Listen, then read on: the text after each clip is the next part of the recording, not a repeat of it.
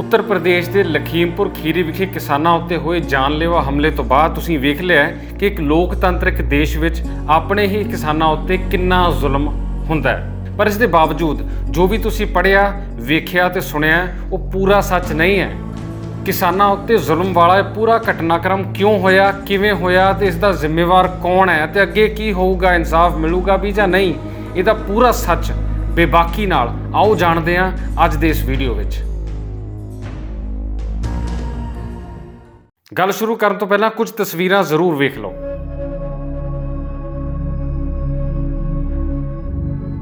इन्हां दा की कसूर सी? कसूर सिर्फ इन्ना सी कि वो रोस प्रदर्शन कर रहे सी शांतमई ढंग नाल।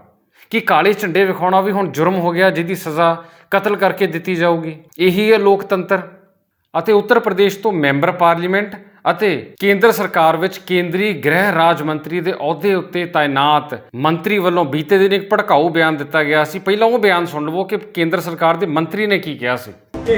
मोदी जी का सामना नहीं कर पा रहे हैं, ऐसे लोग सामने इस तरह के आंदोलनों में लगे नहीं थे। अगर मैं वहां उतर जाता तो उनको भागने का रास्ता नहीं मिलता कि सुधर जाओ, नहीं तो सामना करो आके, हम आपको सुधार देंगे, 2 मिनट लगेगा केवल। मैं केवल मंत्री नहीं हूँ, ये सांसद विधायक नहीं हूँ। जो विधायक व सांसद बनने से पहले मेरे विषय में जानते होंगे उनको यह भी मालूम होगा कि मैं किसी चुनौती से भागता नहीं हूँ, और जिस दिन मैंने उस चुनौती को स्वीकार करके काम कर लिया तो उस दिन पलिया नहीं लखीमपुर तक छोड़ना पड़ जाएगा, ये याद रखना। ਸੋ ਤੁਸੀਂ ਵੇਖਿਆ ਉਹ ਕਿਸਾਨਾਂ ਨੂੰ ਸ਼ਰੇਆਮ ਧਮਕੀਆਂ ਦੇ ਰਿਹਾ ਹੈ। ਕਹਿੰਦਾ ਕਿ ਤੁਹਾਨੂੰ ਲਖੀਮਪੁਰ ਖੀਰੀ ਚੋਂ ਕੱਢਣ ਨੂੰ ਮੈਨੂੰ 2 ਮਿੰਟ ਲੱਗਣੇ ਆ, ਤੁਸੀਂ ਮੈਨੂੰ ਜਾਣਦੇ ਨਹੀਂ ਕਿ ਮੈਂ ਮੰਤਰੀ ਬਣਨ ਤੋਂ ਪਹਿਲਾਂ ਕੀ ਸੀ। ਪਰ ਇਹਦਾ ਇਸ਼ਾਰਾ ਉਹ ਜਿਸ ਪਾਸੇ ਕਰ ਰਿਹਾ ਉਹ ਸਾਫ਼ ਸਪਸ਼ਟ ਹੈ। ਇਹੋ ਜਿਹੇ ਬੰਦਿਆਂ ਨੂੰ ਕੇਂਦਰ ਵਿੱਚ ਮੰਤਰੀ ਕੌਣ ਬਣਾ ਦਿੰਦਾ ਹੈ? ਔਰ ਗੌਰ ਕਰਨ ਵਾਲੀ ਗੱਲ ਇਹ ਵੀ ਹੈ ਕਿ ਜਦੋਂ ਉਹਨੇ ਇਹੋ ਜਿਹਾ ਭੜਕਾਊ ਬਿਆਨ ਦਿੱਤਾ ਸੀ, ਇਹ ਕਈ ਦਿਨ ਪਹਿਲਾਂ ਦੀ ਗੱਲ ਆ, ਨਾ ਕਿਸੇ ਨੇ ਇਸ ਬਿਆਨ ਨੂੰ ਭੰਡਿਆ, ਨਾ ਇਹਦਾ ਨੋਟਿਸ ਲਿਆ, ਨਾ ਇਹਦੀ ਨਿੰਦਾ ਕੀਤੀ ਅਤੇ ਨਾ ਕਿਸੇ ਨੇ ਇਹਨੂੰ ਫਟਕਾਰ ਪਾਈ ਇਹੋ ਜਿਹੇ ਬਿਆਨ ਬਦਲੇ। ਕਿਸਾਨਾਂ ਨੂੰ ਗੱਡੀ ਹੇਠਾਂ ਕੁਚਲਣ ਵਾਲੀ ਜੋ ਘਟਨਾ ਵਾਪਰੀ ਹੈ, ਹੁਣ ਉੱਥੇ ਮੌਜੂਦ ਗਵਾਹਾਂ ਦਾ, ਜ਼ਖਮੀ ਕਿਸਾਨਾਂ ਦਾ ਇਹ ਦੱਸਣਾ ਹੈ ਕਿ ਇਸੇ ਮੰਤਰੀ ਦਾ ਮੁੰਡਾ ਉਹਨਾਂ ਗੱਡੀਆਂ ਵਿੱਚ ਸਵਾਰ ਸੀ ਜਿਨ੍ਹਾਂ ਗੱਡੀਆਂ ਰਾਹੀਂ ਕਿਸਾਨਾਂ ਨੂੰ ਕੁਚਲਿਆ ਗਿਆ। ਜਿੱਥੇ ਕਿਸਾਨਾਂ ਦੀ ਮੌਤ ਹੋਈ ਉੱਥੇ ਇਸ ਮੰਤਰੀ ਦਾ ਮੁੰਡਾ ਸ਼ਾਮਲ ਸੀ, ਇਹ ਗਵਾਹਾਂ ਦਾ ਕਹਿਣਾ ਹੈ। ਹੁਣ ਜਦੋਂ ਇਸ ਮਾਮਲੇ ਦਾ ਬਹੁਤ ਰੌਲਾ ਪਿਆ, 24 ਘੰਟਿਆਂ ਬਾਅਦ ਜਦੋਂ ਕਿਸਾਨ ਜਥੇਬੰਦੀਆਂ ਉੱਥੇ ਪਹੁੰਚੀਆਂ ਤਾਂ ਜਾ ਕੇ ਮਾਮਲਾ ਦਰਜ ਕੀਤਾ ਉੱਥੋਂ ਦੀ ਪੁਲਿਸ ਨੇ। ਪਰ ਜਦੋਂ ਪੁਲਿਸ ਨੇ ਮਾਮਲਾ ਦਰਜ ਕਰ ਲਿਆ, FIR ਦਰਜ ਹੋਣ ਦੀ ਗੱਲ ਵੀ ਹੋ ਗਈ, ਤਾਂ ਇੱਕ ਲਫ਼ਜ਼ ਵਾਰ-ਵਾਰ ਵਰਤਿਆ ਜਾ ਰਿਹਾ, ਉਹ ਹੈ ਸਮਝੌਤਾ।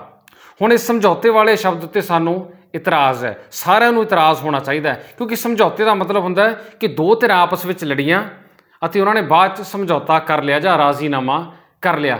ਇੱਥੇ ਸਮਝੌਤੇ ਦੀ ਗੁੰਜਾਇਸ਼ ਹੈ ਹੀ ਨਹੀਂ ਸੀ, ਕਿਉਂਕਿ ਇਹ 2 ਧਿਰਾਂ ਦੀ ਆਪਸ 'ਚ ਲੜਾਈ ਨਹੀਂ, ਬਲਕਿ ਇੱਕ ਧਿਰ ਨੇ ਦੂਜੀ ਧਿਰ ਦੇ ਉੱਪਰ ਕਾਤਲਾਨਾ ਹਮਲਾ ਕੀਤਾ ਹੈ। ਇਹ ਸਾਰਾ ਕੁਝ ਗਵਾਹ ਦੱਸਦੇ ਨੇ। ਸੋ ਅਜਿਹੇ ਵਿੱਚ ਸਮਝੌਤਾ ਕਿਸ ਚੀਜ਼ ਦਾ ਹੋਇਆ, ਇਹ ਗੱਲ ਸਮਝ ਤੋਂ ਪਰੇ ਹੈ, ਕਿਉਂਕਿ ਸਾਫ਼ ਸਪਸ਼ਟ ਹੈ ਕਿ ਇੱਥੇ ਸਮਝੌਤਾ ਨਹੀਂ, ਸਖਤ ਕਾਰਵਾਈ ਹੋਣੀ ਚਾਹੀਦੀ ਸੀ। ਅਤੇ ਇੱਕ ਵਾਰ ਫਿਰ ਇਹ ਗੱਲ ਸੋਚਣੀ ਬਣਦੀ ਹੈ ਕਿ ਸਾਡੇ ਦੇਸ਼ ਵਿੱਚ ਇੱਕ ਬੰਦੇ ਦੀ ਜਾਨ ਦੀ ਕੀਮਤ 45 ਲੱਖ ਰੁਪਏ ਹੈ।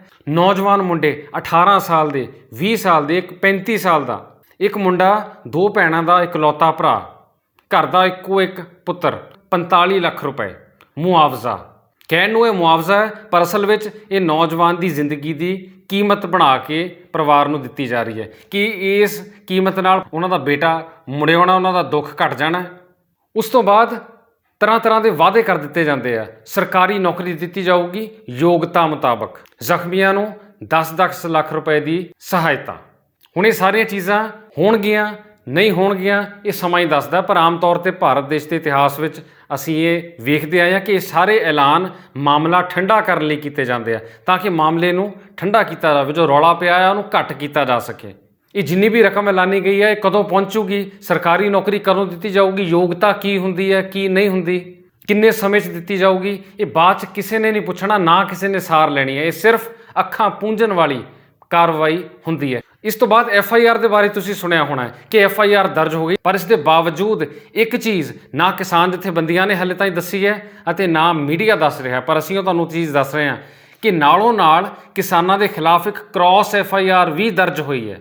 ਕ੍ਰਾਸ FIR ਦਾ ਮਤਲਬ ਕਿ ਇੱਕ FIR ਮੰਤਰੀ ਅਤੇ ਉਹਦੇ ਬੇਟੇ ਦੇ ਖਿਲਾਫ ਤਾਂ ਦਰਜ ਹੋ ਗਈ, ਜਿਹਦੇ ਬਾਰੇ ਕਿਸਾਨ ਜਥੇਬੰਦੀਆਂ ਨੇ ਬੜੇ ਜ਼ੋਰਾਂ ਸ਼ੋਰਾਂ ਨਾਲ ਦੱਸ ਕੇ ਇੱਕ ਤਰ੍ਹਾਂ ਨਾਲ ਆਪਣੀ ਜਿੱਤ ਦੀ ਪ੍ਰਾਪਤੀ ਦੱਸੀ ਹੈ ਕਿ ਅਸੀਂ FIR ਦਰਜ ਕਰਵਾਤੀ। ਪਰ ਦੂਜੇ ਬੰਨੇ ਕਿਸਾਨਾਂ ਦੇ ਉੱਪਰ ਵੀ ਇੱਕ FIR ਦਰਜ ਕੀਤੀ ਗਈ ਹੈ ਕਿ ਇਹਨਾਂ ਨੇ ਵੀ BJP ਦੇ ਬੰਦਿਆਂ ਉੱਤੇ ਹਮਲਾ ਕੀਤਾ, ਉਹਨਾਂ ਨੂੰ ਨੁਕਸਾਨ ਪਹੁੰਚਾਇਆ। ਕੁੱਲ ਮਿਲਾ ਕੇ ਹੁਣ ਇੱਥੇ ਤੁਸੀਂ ਇਹ ਗੱਲ ਸਮਝ ਲਵੋ ਕਿ ਇਸ ਚੀਜ਼ ਨੂੰ ਇੱਕ ਬਰਾਬਰੀ ਦਾ ਮੁਕਾਬਲਾ ਬਣਾਉਣ ਦੀ ਕੋਸ਼ਿਸ਼ ਕੀਤੀ ਜਾ ਰਹੀ ਹੈ। ਇਹਨੂੰ ਇਹ ਸਾਬਤ ਕਰਨ ਦੀ ਕੋਸ਼ਿਸ਼ ਕੀਤੀ ਜਾ ਰਹੀ ਹੈ ਕਿ ਦੋ ਧਿਰਾਂ ਦਾ ਆਪਸ ਟਕਰਾਅ ਹੋਇਆ, ਕਿਉਂਕਿ ਕਿਸਾਨਾਂ ਦੇ ਖਿਲਾਫ ਕ੍ਰਾਸ FIR ਦਰਜ ਹੋਣ ਦਾ ਸਿੱਧਾ ਸੰਕੇਤ ਇਹੀ ਹੈ ਕਿ ਇਸ ਮਾਮਲੇ ਵਿੱਚ ਕਿਸਾਨਾਂ ਨੂੰ ਵੀ ਲਪੇਟਿਆ ਜਾਊਗਾ। ਸਾਡੇ ਦਰਸ਼ਕ ਜੋ ਲਗਾਤਾਰ ਸਾਡੇ ਪ੍ਰੋਗਰਾਮ ਵੇਖਦੇ ਨੇ ਉਹਨਾਂ ਨੇ ਇੱਕ ਚੀਜ਼ ਨੋਟ ਕੀਤੀ ਹੋਣੀ ਹੈ ਕਿ ਅਸੀਂ ਵਾਰ-ਵਾਰ ਕਿਸਾਨੀ ਸੰਘਰਸ਼ ਬਾਰੇ ਜਦੋਂ ਵੀ ਗੱਲ ਕੀਤੀ ਹੈ ਤਾਂ ਇੱਕ ਚੀਜ਼ ਹਮੇਸ਼ਾ ਕਹੀ ਹੈ ਕਿ ਕਿਸਾਨ ਜਥੇਬੰਦੀਆਂ ਦੀ ਇਹ ਜ਼ਿੰਮੇਵਾਰੀ ਬਣਦੀ ਹੈ ਕਿ ਜਿਹੜੇ ਕਿਸਾਨਾਂ ਨੂੰ ਉਹ ਲੈ ਕੇ ਸੰਘਰਸ਼ ਦੇ ਰਾਹ ਤੁਰੇ ਨੇ ਉਹਨਾਂ ਦੀ ਸੁਰੱਖਿਆ ਦੀ ਜ਼ਿੰਮੇਵਾਰੀ ਉਹ ਆਪ ਸੰਭਾਲਣ। ਕਦੀ ਕਰਨਾਲ ਵਿੱਚ ਕਿਸਾਨਾਂ ਉੱਤੇ ਲਾਠੀਚਾਰਜ ਹੁੰਦਾ ਹੈ, ਕਦੀ ਮੋਗੇ ਵਿੱਚ ਪੁਲਿਸ ਕਿਸਾਨਾਂ ਉੱਤੇ ਲਾਠੀਚਾਰਜ ਕਰਦੀ ਹੈ ਅਤੇ ਹੁਣ ਤੱਕ ਕਿਸਾਨਾਂ ਦਾ ਕਤਲੇਆਮ ਵੀ ਹੋਣਾ ਸ਼ੁਰੂ ਹੋ ਗਿਆ ਹੈ। ਅਜਿਹੇ ਵਿੱਚ ਕਿਸਾਨਾਂ ਦੀ ਸੁਰੱਖਿਆ ਦੀ ਜ਼ਿੰਮੇਵਾਰੀ ਕਿਹਦੀ ਹੈ? ਵੱਡੇ ਵੱਡੇ ਕਿਸਾਨ ਆਗੂ ਜੋ AC ਗੱਡੀਆਂ ਵਿੱਚ ਘੁੰਮ ਰਹੇ ਨੇ, ਜੋ 5 ਸਟਾਰ ਹੋਟਲਾਂ ਵਿੱਚ ਠਹਿਰ ਰਹੇ ਨੇ, ਪ੍ਰੈਸ ਕਾਨਫਰੰਸਾਂ ਕਰ ਰਹੇ ਨੇ, TV ਉੱਤੇ ਇੰਟਰਵਿਊਜ਼ ਦੇ ਰਹੇ ਨੇ, ਕਿ ਉਹਨਾਂ ਦੀ ਜ਼ਿੰਮੇਵਾਰੀ ਨਹੀਂ ਬਣਦੀ ਕਿ ਉਹ ਵੀ ਮੋਹਰੇ ਹੋ ਕੇ ਉਹਨਾਂ ਦੇ ਨਾਲ ਖੜਨ? ਅਸੀਂ ਇਹ ਗੱਲ ਵਾਰ-ਵਾਰ ਕਹਿ ਰਹੇ ਹਾਂ। ਬਲਕਿ ਇਸ ਤੋਂ ਅਗਲੇ ਦਿਨ ਜਦੋਂ ਕਿਸਾਨਾਂ ਦੇ ਮਾਮਲੇ ਦਾ ਰੌਲਾ ਪੈ ਚੁੱਕਾ ਸੀ, ਉਦੋਂ ਸਾਡੇ ਪੰਜਾਬ ਦੇ ਅਤੇ ਕਿਸਾਨ ਆਗੂ ਕਿੱਥੇ ਸੀ? ਬਲੌਰੀ ਅੱਖਾਂ ਵਾਲੇ, ਖੂੰਡੇ ਵਾਲੇ ਕਿਸਾਨ ਆਗੂ ਕਿੱਥੇ ਸੀ? ਤੇਜ਼ ਤਰਾਰ ਬੋਲਣ ਵਾਲਾ ਪੰਜਾਬ ਦਾ ਨੌਜਵਾਨ ਕਿਸਾਨ ਆਗੂ ਕਿੱਥੇ ਸੀ? ਲੱਭਿਆ ਨਹੀਂ ਸੀ ਲੱਭ ਰਿਹਾ। ਹੋਰ ਤਾਂ ਹੋਰ ਬਲਬੀਰ ਸਿੰਘ ਰਾਜੇਵਾਲ ਹੁਣੀ ਉਸ ਦਿਨ ਪੰਜਾਬ ਸਿਖਰ ਸੰਮੇਲਨ ਜੋ ABP ਨਿਊਜ਼ ਚੈਨਲ ਵੱਲੋਂ ਚੋਣਾਂ ਦੇ ਸੰਬੰਧੀ ਕਰਾਇਆ ਜਾ ਰਿਹਾ ਸੀ, ਉਹਦੇ ਵਿੱਚ ਹਿੱਸਾ ਲੈਣ ਪਹੁੰਚੇ ਹੋਏ ਸੀ। ਸੋ ਇਹ ਗੱਲ ਬੜੇ ਦੁੱਖ ਦੀ ਗੱਲ ਹੈ ਕਿ ਜਦੋਂ ਆਮ ਕਿਸਾਨ ਕੁੱਟੇ ਜਾ ਰਹੇ ਨੇ, ਉਹਨਾਂ ਦੇ ਉੱਪਰ ਜਾਨਲੇਵਾ ਹਮਲੇ ਹੋ ਰਹੇ ਨੇ, ਕਿਸਾਨਾਂ ਦੀਆਂ ਜਾਨਾਂ ਜਾ ਰਹੀਆਂ ਨੇ, ਸੋ ਉਸ ਵੇਲੇ ਸਾਡੇ ਵੱਡੇ ਵੱਡੇ ਕਿਸਾਨ ਆਗੂ ਮੀਟਿੰਗਾਂ ਕਰਨ ਵਿੱਚ ਅਤੇ ਸਮਝੌਤੇ ਕਰਨ ਤੱਕ ਹੀ ਸੀਮਤ ਨਾ ਰਹਿਣ। ਇਹ ਸਾਡੀ ਅਪੀਲ ਹੈ। ਇਹ ਕਿਸਾਨ ਆਗੂਆਂ ਨੂੰ ਜ਼ਿੰਮੇਵਾਰੀ ਸਮਝਣੀ ਚਾਹੀਦੀ ਹੈ ਕਿ ਉਹਨਾਂ ਦੇ ਸੱਦੇ ਉੱਤੇ ਉਹ ਸੰਘਰਸ਼ ਕਰਨ ਗਏ ਸੀ ਜੋ ਹੁਣ ਮੁੜ ਕੇ ਘਰ ਨਹੀਂ ਆਉਣੇ ਅਤੇ ਉਹਨਾਂ ਦੇ ਘਰਦਿਆਂ ਦੇ ਨੁਕਸਾਨ ਦੀ ਭਰਪਾਈ ਕਦੇ ਨਹੀਂ ਹੋਣੀ। ਇਸ ਤੋਂ ਬਾਅਦ ਇੱਕ ਬਹੁਤ ਘਟੀਆ ਤੇ ਗੰਦੀ ਸ਼ਰਮਨਾਕ ਭੂਮਿਕਾ ਨਿਭਾ ਰਿਹਾ ਭਾਰਤ ਦਾ ਦਲਾਲ ਮੀਡੀਆ। ਹੁਣ ਤਾਂ ਇਹਨੂੰ ਗੋਦੀ ਮੀਡੀਆ ਵੀ ਕਹਿਣਾ ਸਹੀ ਨਹੀਂ ਲੱਗਦਾ, ਇਹ ਬਿਮਾਰੀ ਮੀਡੀਆ ਹੈ। ਇਹ ਉਹ ਮੀਡੀਆ ਹੈ ਜਿਹਨੇ ਕਿਸਾਨਾਂ ਦੇ ਉੱਪਰ ਹੋਏ ਇਸ ਵਹਿਸ਼ੀਆਨਾ ਕਤਲੇਆਮ ਦੀ ਖਬਰ ਨੂੰ ਸ਼ਰਮਨਾਕ ਤਰੀਕੇ ਨਾਲ 24 ਘੰਟੇ ਤੱਕ ਦੱਬੀ ਰੱਖਿਆ, ਵਿਖਾਇਆ ਹੀ ਨਹੀਂ। ਉਹ ਭਾਰਤੀ ਮੀਡੀਆ ਚੈਨਲ ਜਿਹੜੇ ਆਪਣੇ ਆਪ ਨੂੰ ਕਹਿੰਦੇ ਆ सबसे तेज, सबसे आगे, राष्ट्र के नाम, पूछता है भारत, ਤਾਲ ਠੋਕ ਕੇ, ਹੁੰਕਾਰ, ਹੱਲਾ ਬੋਲ, ਸ਼ੰਖਨਾਦ, ਇਹਨਾਂ ਨੂੰ 24 ਘੰਟਿਆਂ ਤੱਕ ਕਿਸਾਨਾਂ ਦਾ ਚੇਤਾ ਹੀ ਨਹੀਂ ਆਇਆ, ਪਤਾ ਹੀ ਨਹੀਂ ਲੱਗਾ। ਇਹਨਾਂ ਲਈ ਇੱਕ ਫਿਲਮ ਐਕਟਰ ਦੇ ਬੇਟੇ ਕੋਲੋਂ 10 ਗ੍ਰਾਮ ਨਸ਼ਾ ਫੜਿਆ ਜਾਣਾ ਜ਼ਿਆਦਾ ਜ਼ਰੂਰੀ ਸੀ। ਅਡਾਨੀ ਦੇ ਪੋਰਟ ਤੋਂ 3000 ਕਿਲੋ ਨਸ਼ਾ ਫੜਿਆ ਜਾਣਾ ਉਹ ਇਹਨਾਂ ਨੂੰ ਵਿਖਾਈ ਨਹੀਂ ਸੀ ਦਿੱਤਾ। ਪਰ ਆਪਣੇ ਦੇਸ਼ ਦੇ ਕਿਸਾਨਾਂ ਦਾ ਜਦੋਂ ਕਤਲੇਆਮ ਹੋ ਰਿਹਾ ਸੀ ਤਾਂ ਇਹ 24 ਘੰਟੇ ਖਬਰ ਦੱਬ ਕੇ ਬੈਠੇ ਰਹੇ, ਜਿਵੇਂ ਮੁਰਗੀ ਆਪਣੇ ਆਂਡਿਆਂ ਦੇ ਉੱਪਰ ਬੈਠੀ ਹੁੰਦੀ ਹੈ। ਅਤੇ ਇਸ ਘਟੀਆ ਮੀਡੀਆ ਦੀ ਇਸ ਤੋਂ ਵੀ ਸ਼ਰਮਨਾਕ ਹਰਕਤ ਇਹ ਸੀ ਕਿ 24 ਘੰਟਿਆਂ ਬਾਅਦ ਜਦੋਂ ਸਾਰੇ ਦੇਸ਼ 'ਚ ਰੌਲਾ ਪੈ ਚੁੱਕਾ ਸੀ ਤਾਂ ਇਹਨਾਂ ਨੇ ਕਿਸਾਨਾਂ ਦੀ ਖਬਰ ਜਦੋਂ ਵਿਖਾਈ ਵੀ ਤਾਂ ਹਮੇਸ਼ਾ ਵਾਂਗ ਕਿਸਾਨਾਂ ਨੂੰ ਹੀ ਬਦਨਾਮ ਕੀਤਾ, ਕਿਸਾਨਾਂ ਦੇ ਉੱਪਰ ਸਵਾਲ ਖੜੇ ਕੀਤੇ। ਜ਼ਰਾ ਵੇਖੋ ਇਹ ਕਿਸ ਤਰ੍ਹਾਂ ਦੀ ਹੈਡਲਾਈਨ ਚਲਾ ਰਹੇ ਸੀ, ਕਿਸ ਤਰ੍ਹਾਂ ਦੀਆਂ ਖਬਰਾਂ ਵਿਖਾ ਰਹੇ ਸੀ, ਇਹ ਤੁਸੀਂ ਸਕਰੀਨ ਦੇ ਉੱਪਰ ਇਸ ਵੇਲੇ ਵੇਖ ਸਕਦੇ ਹੋ। ਇਹ ਹੈ ਇਸ ਘਟੀਆ ਮੀਡੀਆ ਦੀ ਸੋਚ। ਵੈਸੇ ਸਾਨੂੰ ਇਹਨਾਂ ਦੇ ਉੱਪਰ ਬਾਹਲੀ ਹੈਰਾਨੀ ਨਹੀਂ ਹੋਣੀ ਚਾਹੀਦੀ। ਸੋ ਜਿਹੜੇ 600 ਕਿਸਾਨਾਂ ਦੇ ਸ਼ਹੀਦ ਹੋਣ ਤੇ ਅੱਜ ਤਾਈਂ ਖਬਰ ਨਹੀਂ ਵਿਖਾ ਸਕੇ ਜਾਂ ਜਿਨ੍ਹਾਂ ਨੇ ਖਬਰ ਵਿਖਾਈ ਨਹੀਂ ਜਾਂ ਨਾ ਵਿਖਾਉਣ ਦੀ ਸਹੁੰ ਖਾਧੀ ਹੋਈ ਹੈ, ਉਹ 4 ਜਾਂ 8 ਕਿਸਾਨ ਹੋਰ ਸ਼ਹੀਦ ਹੋ ਜਾਣਗੇ, ਇਹਨਾਂ ਨੂੰ ਕੋਈ ਫਰਕ ਨਹੀਂ ਪੈਣਾ। ਇਹਨਾਂ ਨੇ ਬੇਸ਼ਰਮੀ ਦੀ ਨਵੀਂ ਹੱਦ ਪਾਰ ਕਰ ਦਿੱਤੀ ਹੈ।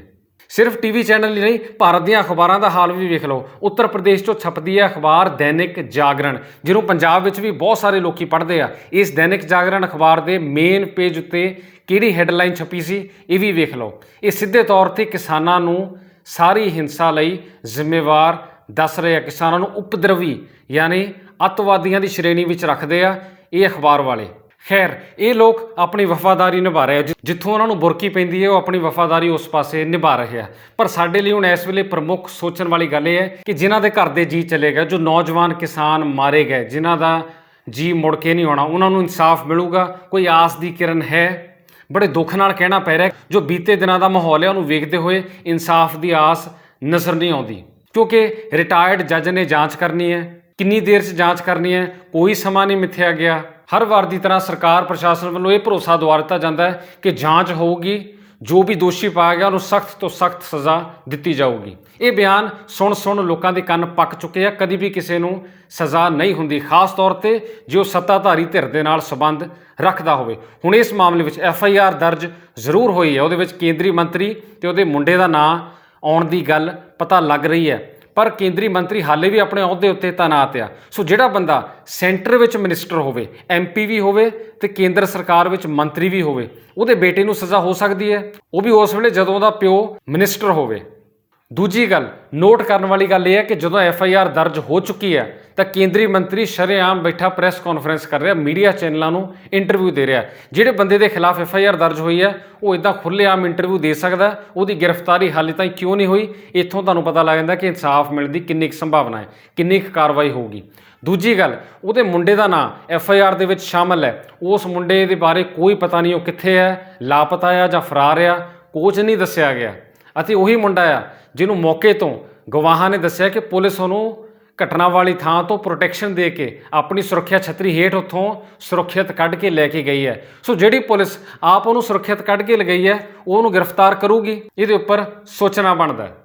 ਅਤੇ ਭੁੱਲ ਭੁਲੇਖੇ ਚਮਤਕਾਰ ਹੋ ਗਿਆ ਜੇਕਰ, ਜਾਂ ਆਉਣ ਵਾਲੀਆਂ ਵਿਧਾਨ ਸਭਾ ਚੋਣਾਂ ਦੇ ਮੱਦੇਨਜ਼ਰ ਪੈ ਰਹੇ ਰੌਲੇ ਜਾਂ ਦਬਾਅ ਦੇ ਤਹਿਤ ਜੇ ਕਿਤੇ ਮੁੰਡੇ ਦੀ ਜਾਂ ਉਹਦੇ ਪਿਓ ਦੀ ਗ੍ਰਿਫਤਾਰੀ ਹੋ ਵੀ ਗਈ, 2-4 ਮਹੀਨੇ ਉਹ ਜੇਲ੍ਹ 'ਚ ਰਹਿ ਵੀ ਲੈਣਗੇ, ਉਹਨਾਂ ਨੂੰ VIP ਟਰੀਟਮੈਂਟ ਮਿਲਣਾ ਹੈ ਅਤੇ 4 ਮਹੀਨੇ ਬਾਅਦ ਜਦੋਂ ਮਾਮਲਾ ਹੌਲੀ ਹੌਲੀ ਠੰਡਾ ਹੋਇਆ ਤਾਂ ਉਹਨਾਂ ਨੂੰ ਬੇਲ ਵੀ ਮਿਲ ਜਾਣੀ ਹੈ। ਇਹੋ ਜਿਹੇ ਬੰਦੇ ਬਾਹਲੀ ਦੇਰ ਜੇਲ੍ਹ 'ਚ ਨਹੀਂ ਰਹਿੰਦੇ, ਇਹ ਸਾਡੇ ਦੇਸ਼ ਦਾ ਰੁਝਾਨ ਹੈ। ਇਹ ਇੱਕ ਬਹੁਤ ਕੌੜੀ ਸੱਚਾਈ ਹੈ ਜਿਹਨੂੰ ਆਪਾਂ ਵਾਰ-ਵਾਰ ਦੇਖਿਆ ਹੈ। ਇਸ ਤੋਂ ਬਾਅਦ ਇੱਕ ਹੋਰ ਬਹੁਤ ਵੱਡਾ ਖਤਰਾ ਹੈ ਜੋ ਆਉਣ ਵਾਲੇ ਦਿਨਾਂ ਲਈ ਹੁਣੇ ਹੀ ਨਜ਼ਰ ਆ ਰਿਹਾ ਹੈ। ਜ਼ਰਾ ਸਾਡੇ ਗੁਆਂਢੀ ਸੂਬੇ ਹਰਿਆਣੇ ਦੇ ਮੁੱਖ ਮੰਤਰੀ ਮਨੋਹਰ ਲਾਲ ਖੱਟਰ ਦਾ ਇਹ ਬਿਆਨ ਸੁਣੋ। जैसे को तैसा ठालो ठंडे नहीं, वो देख लेंगे। और दूसरी बात यह है, जब ठाओगे डंडे तो जमानत की परवाह मत करो। महीना 6 महीने 2 महीने रहा होगा ना तो इतनी पढ़ाई इस मीटिंगों में नहीं होगी। अगर 2-4 महीने वहां रहोगे तो बड़े लीडर बन जाओगे।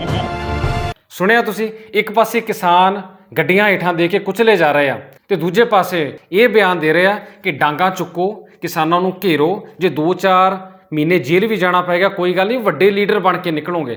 ਜਦੋਂ ਇਸ ਬਿਆਨ ਦਾ ਰੌਲਾ ਪਿਆ ਤਾਂ ਇੱਕ ਸਪਸ਼ਟੀਕਰਨ ਉਹਨਾਂ ਦੀ ਧਿਰ ਵੱਲੋਂ ਇਹ ਦਿੱਤਾ ਗਿਆ ਕਿ ਉਹਨਾਂ ਨੇ ਤਾਂ ਮਜ਼ਾਕ 'ਚ ਸਾਰਾ ਕੁਝ ਕਿਹਾ ਸੀ। ਇਹ ਵੀ ਬੜੇ ਖਤਰੇ ਵਾਲੀ ਗੱਲ ਹੈ, ਜੇ ਮਜ਼ਾਕ ਵਿੱਚੋਂ ਇਹੋ ਜਿਹੀਆਂ ਗੱਲਾਂ ਕਰ ਰਹੇ ਆ ਤਾਂ ਹਕੀਕਤ ਵਿੱਚ ਕੀ ਸੋਚਦੇ ਹੋਣਗੇ।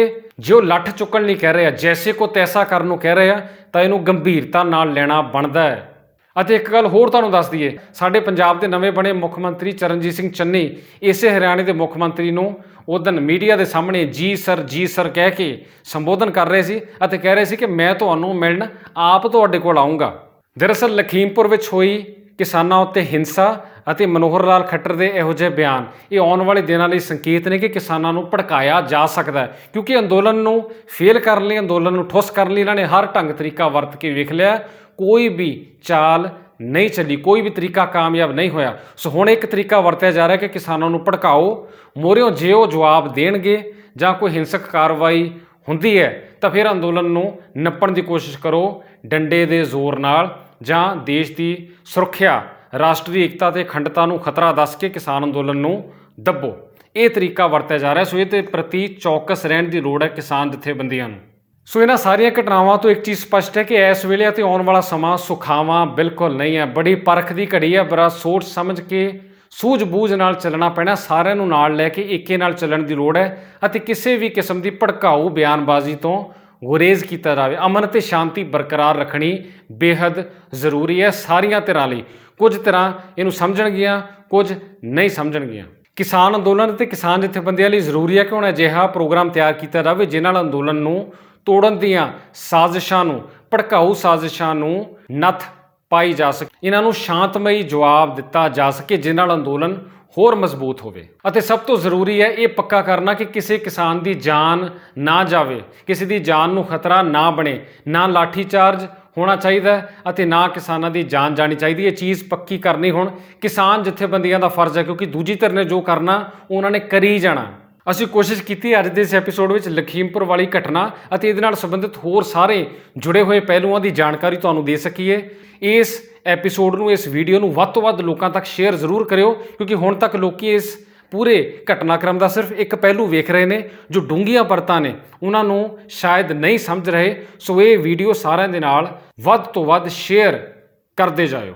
ਜੋ ਇਸ ਮੰਦਭਾਗੀ ਘਟਨਾ ਵਿੱਚ ਸ਼ਹੀਦ ਹੋਏ ਨੇ, ਅਸੀਂ ਉਹਨਾਂ ਨੂੰ ਸ਼ਰਧਾਂਜਲੀ ਦਿੰਦੇ ਹਾਂ, ਉਹਨਾਂ ਦੇ ਪਰਿਵਾਰ ਦੇ ਨਾਲ ਡੂੰਘੇ ਦੁੱਖ ਦਾ ਪ੍ਰਗਟਾਵਾ ਕਰਦੇ ਹਾਂ ਅਤੇ ਇਹੀ ਆਸ ਅਤੇ ਅਰਦਾਸ ਕਰਦੇ ਹਾਂ ਕਿ ਇਹੋ ਜਿਹੀ ਘਟਨਾ ਦੁਬਾਰਾ ਨਾ ਵਾਪਰੇ, ਹੋਰ ਕਿਸੇ ਪਰਿਵਾਰ ਨੂੰ ਇੱਦਾਂ ਆਪਣਾ ਜੀ ਨਾ ਗਵਾਉਣਾ ਪਵੇ।